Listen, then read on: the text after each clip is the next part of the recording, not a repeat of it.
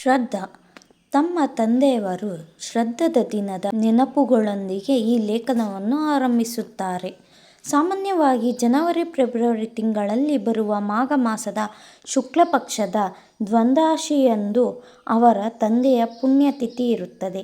ತಂದೆಯವರು ಅಗಲಿ ಹಲವು ವರ್ಷಗಳಾಗಿದ್ದರೂ ಅವರ ನೆನಪುಗಳು ಲೇಖಕರನ್ನು ಸದಾಕಾಲ ಕಾಡುತ್ತಿರುತ್ತದೆ. ಆ ದಿನಗಳಲ್ಲಿ ಅವರ ಮನೆಯ ಯಾವುದೋ ಮೂಲೆಯಿಂದ ತಂದೆ ಎದ್ದು ಬರುತ್ತಾರೇನೋ ಎಂಬಂಥ ಗಾಢವಾದ ಅನುಭವ ಲೇಖಕರಿಗಾಗುತ್ತದೆ. ಅವರ ತಂದೆಯವರು ಲೋಕಮಾನ್ಯ ತಿಲಕರ ಪರಮ ಭಕ್ತರಾಗಿದ್ದರು ಮತ್ತು ಅವರ ತತ್ವಗಳನ್ನು ಕಟ್ಟುನಿಟ್ಟಾಗಿ ಪಾಲಿಸುತ್ತಿದ್ದರು. ತಿಲಕರ ತತ್ವಗಳನ್ನು ಅನುಸರಿಸಿದ ಕಾರಣಕ್ಕಾಗಿ ಅವರು ಒಂದೆರಡು ಬಾರಿ ಜೈಲು ವಾಸವನ್ನು ಅನುಭವಿಸಿದರು. ಅವರು ಮುಗ್ಧ ಸ್ವಭಾವದವರಾಗಿದ್ದು ಲೌಕಿಕ ಪ್ರಪಂಚದ ವ್ಯವಹಾರಗಳಲ್ಲಿ ಅಷ್ಟಾಗಿ ಪರಿಣಿತರಾಗಿರಲಿಲ್ಲ. ತಂದೆಯವರ ವ್ಯಕ್ತಿತ್ವವನ್ನು ವಿವರಿಸುತ್ತಾ ಅವರು ಎತ್ತರದ ನಿಲುವು, ದಪ್ಪನೆಯ ಶರೀರ ಮತ್ತು ಗಂಭೀರ ಮುಖಭಾವವನ್ನು ಹೊಂದಿದ್ದರು ಎಂದು ಲೇಖಕರು ಹೇಳುತ್ತಾರೆ. ಅವರ ಮುಖದಲ್ಲಿ ಸದಾ ಒಂದು ರೀತಿಯ ತೇಜಸ್ಸು ಮತ್ತು ಸಾತ್ವಿಕ ಸಿಟ್ಟು ಮನೆ ಮಾಡಿರುತ್ತಿತ್ತು.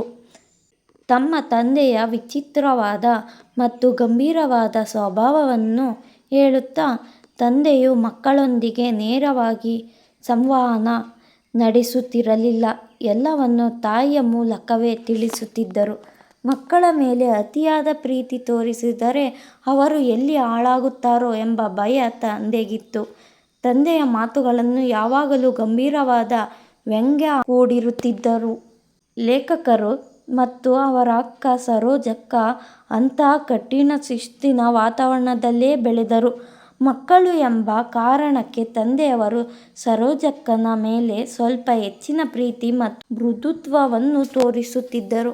ಒಮ್ಮೆ ಲೇಖಕರು ಜೋಳದ ರೊಟ್ಟಿ ತಿಂದು ಬೇಸರವಾಗಿ ಚಪಾತಿ ಮಾಡಿಕೊಡುವಂತೆ ಕೇಳಿದ ಘಟನೆಯನ್ನು ನೆನಪಿಸಿಕೊಂಡಿದ್ದಾರೆ. ಇದನ್ನು ಕೇಳಿದ ತಂದೆ, ತಾವು ಬಡವರು, ಗೋಧಿ ತರುವಷ್ಟು ಸ್ಥಿತಿವಂತರಲ್ಲ, ಮುಂದೆ ನೀನು ದಿವಾನನಾದ ಮೇಲೆ ಬೇಕಾದ್ದನ್ನು ತಿನ್ನು ಎಂದು ಕಟುವಾಗಿ ಹೇಳಿಲ್ಲ. ತಂದೆಯ ಈ ರೀತಿಯ ತಲೆಬೋಳಿಸಿಕೊಳ್ಳುವ ಮಾತುಗಳು ಅಂದರೆ ಕಟು ವ್ಯಂಗ್ಯಗಳು ಲೇಖಕರ ಜೀವನದ ಅವಿಭಾಜ್ಯ ಅಂಗವಾಗಿದ್ದವು.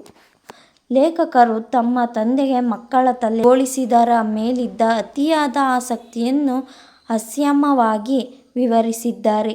ಮನೆಯಲ್ಲಿ ಯಾವುದೇ ಶುಭಕಾರ್ಯ ನಡೆದರೂ ಮಕ್ಕಳಿಗೆ ಸ್ನಾನ ಮಾಡಿಸಿ ತಲೆ ಬೋಳಿಸಲು ತಂದೆ ಸಿದ್ಧವಾಗುತ್ತಿದ್ದರು. ತಂದೆಯವರ ಈ ವಿಚಿತ್ರ ಪ್ರೀತಿಯನ್ನು ಕಂಡು ಲೇಖಕರು ಮತ್ತು ಅವರ ಸಹೋದರರು ತಂದೆಗೆ ಮುಂಡನ ಮಿತ್ರರು ಎಂದು ನಾಮಕರಣ ಮಾಡಿದ್ದರು. ಲೇಖಕರು ತಮ್ಮ ವಂಶದ ಹಿನ್ನೆಲೆಯನ್ನು ಹಾಸ್ಯದ ಮೂಲಕ ರಾಜವಂಶಗಳಿಗೆ ಹೋಲಿಸುತ್ತಾರೆ. ಹೊಯ್ಸಳರು ಕದಂಬರಂತೆ ತಮ್ಮ ವಂಶಕ್ಕೂ ಒಂದು ಲಾಂಛನವಿದ್ದರೆ ಅದು ಬೋಳಾದ ತಲೆ ಎಂದು ತಮಾಷೆ ಮಾಡುತ್ತಾರೆ.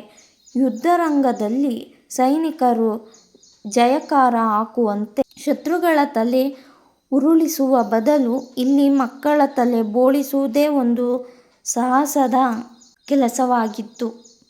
ಲೇಖಕರ ತಂದೆ ಅಕೌಂಟ್ಸ್ ಅಸಿಸ್ಟೆಂಟ್ ಆಗಿ ಕೆಲಸ ಮಾಡುತ್ತಿದ್ದರು ಮತ್ತು ಗಾಂಧಿ ತತ್ವದ ಅನುಯಾಯಿಯಾಗಿದ್ದರು. ಅವರು ಸರಳ ಜೀವನ ನಡೆಸುತ್ತಿದ್ದರು. ಮಕ್ಕಳ ತಲೆ ಕೂದಲಿನ ವಿಷಯದಲ್ಲಿ ಮಾತ್ರ ಬಹಳ ಕಟ್ಟುನಿಟ್ಟಾಗಿದ್ದರು. ಅವರು ತಮ್ಮ ಲೆಕ್ಕದ ಪುಸ್ತಕದಲ್ಲಿ ಸಣ್ಣ ಪುಟ್ಟ ಖರ್ಚುಗಳಾದ ಹಮಾಲಿದರ ಗಾಡಿ ಬಾಡಿಗೆ ಮುಂತಾದವುಗಳನ್ನು ಬಹಳ ವಿವರವಾಗಿ ಬರೆಯುತ್ತಿದ್ದರು. ಅವರ ಮಗನಾದ ಲೇಖಕರಿಗೆ ಮಾತ್ರ ಗಣಿತ ಎಂದರೆ ಮೊದಲಿನಿಂದಲೂ ಭಯ ಮತ್ತು ಅಸಡ್ಡೆ. ಒಮ್ಮೆ ಲೇಖಕರು ತಮ್ಮ 6ನೇ ತರಗತಿಯ ಗಣಿತ ಪರೀಕ್ಷೆಯಲ್ಲಿ 0 ಅಂಕಗಳನ್ನು ಪಡೆದರು. ಇದನ್ನು ತಿಳಿದ ತಂದೆ ವಿಪರೀತ ಕೋಪಗೊಂಡು ಅಬ್ಬರಿಸಿದರು. ತಂದೆಯ ಆರ್ಭಟಕ್ಕೆ ಹೆದರಿದ ತಾಯಿ ಮಗನ ರಕ್ಷಣೆಗಾಗಿ ದೇವರಲ್ಲಿ ಪ್ರಾರ್ಥಿಸುತ್ತಾ ಕುಳಿತಿದ್ದರು. ತಂದೆಯು ಕೋಪದಲ್ಲಿ ಲೇಖಕರನ್ನು ಮತ್ತು ಅವರ ವಂಶದ ಮರ್ಯಾದೆಯನ್ನು ಗಣಿತದ 0ಗೆ ಹೋಲಿಸಿ ಹೀಯಾಳಿಸಿದರು. ನಮ್ಮ ಮನೆತನದ ಮರ್ಯಾದೆ ಈ 0ಯಿಂದ ಹರಾಜಾಯಿತು ಎಂದು ಅವರು ವ್ಯಂಗ್ಯಪಟ್ಟರು. ಲೇಖಕರು ಬಾಲ್ಯದ ನೆನಪುಗಳು ಮತ್ತು ಪ್ರಕೃತಿಯೊಂದಿಗೆ ನಮಗಿರುವ ಅವಿನಾಭಾವ ಸಂಬಂಧವನ್ನು ಮೆಲುಕು ಹಾಕುತ್ತಾರೆ. ಪ್ರಕೃತಿಯ ಮಡಿಲಲ್ಲಿ ಕಳೆಯುವ ಸಮಯವು ಮನುಷ್ಯನಿಗೆ ಅತೀವ ಶಾಂತಿ ಮತ್ತು ಜೀವನದ ಅರ್ಥವನ್ನು ನೀಡುತ್ತದೆ. Under the sun on the earth ಎಂಬ ಪರಿಕಲ್ಪನೆಯಡಿ ಪ್ರಪಂಚದ ಪ್ರತಿ ಜೀವವೂ ಸಮಾನ ಮತ್ತು ಪರಸ್ಪರ ಅವಲಂಬಿತ ಎಂಬ ಸತ್ಯವನ್ನು ಒತ್ತಿ ಹೇಳುತ್ತಾರೆ. ಆಧುನಿಕ ಜೀವನದ ಓಟದಲ್ಲಿ ನಾವು ನಮ್ಮ ಬೇರುಗಳನ್ನು ಮತ್ತು ನೈಜ ಸಂತೋಷವನ್ನು ಮರೆಯುತ್ತಿದ್ದೇವೆ ಎಂಬ ಕಳಕಳಿ ವ್ಯಕ್ತವಾಗಿದೆ. ಹಿರಿಯರ ಅನುಭವಗಳು ಮತ್ತು ಅವರ ಜೀವನದ ಪಾಠಗಳು ಕಿರಿಯರಿಗೆ ದಾರಿದೀಪವಾಗಬೇಕು ಎಂಬುದು ಇಲ್ಲಿ ಉಲ್ಲೇಖಿಸಲಾಗಿದೆ. ಮನುಷ್ಯನ ಅತಿಯಾದ ಆಸೆಗಳು ಹಾಗೆ ಪರಿಸರದ ಮೇಲೆ ದುಷ್ಪರಿಣಾಮ ಬೀರುತ್ತಿವೆ ಎಂಬ ಬಗ್ಗೆ ಎಚ್ಚರಿಸಲಾಗಿದೆ. ಸಮಾಜದಲ್ಲಿ ಪ್ರೀತಿ, ವಿಶ್ವಾಸ ಮತ್ತು ಪರಸ್ಪರ ಗೌರವದ ಅಗತ್ಯತೆಯನ್ನು ಲೇಖಕರು ಹೇಳುತ್ತಾರೆ. ಜೀವನ ಎಂಬುದು ಕೇವಲ ಬದುಕುವುದಲ್ಲ, ಅದು ಒಂದು ಅರ್ಥಪೂರ್ಣ ಪ್ರಯಾಣವಾಗಬೇಕು ಎಂಬುದು ಹೇಳುತ್ತಾರೆ. ಪ್ರಕೃತಿಯಲ್ಲಿನ ಸಣ್ಣ ಪುಟ್ಟ ಬದಲಾವಣೆಗಳು ನಮಗೆ ದೊಡ್ಡ ಪಾಠಗಳು ಕಲಿಸುತ್ತವೆ ಎಂದು ಹೇಳುತ್ತಾರೆ. ಪ್ರಕೃತಿಯ ಮಡಿಲಲ್ಲಿ ಕಳೆಯುವ ಕ್ಷಣಗಳು ಜೀವನಕ್ಕೆ ಹೊಸ ಚೈತನ್ಯವನ್ನು ನೀಡುತ್ತವೆ. ನಿಸರ್ಗದ ಸುಂದರ ನೋಟಗಳು ಮನುಷ್ಯನ ಮನಸ್ಸಿನ ಮೇಲಿನ ಒತ್ತಡವನ್ನು ಕಡಿಮೆ ಮಾಡುವ ಶಕ್ತಿಯನ್ನು ಹೊಂದಿವೆ.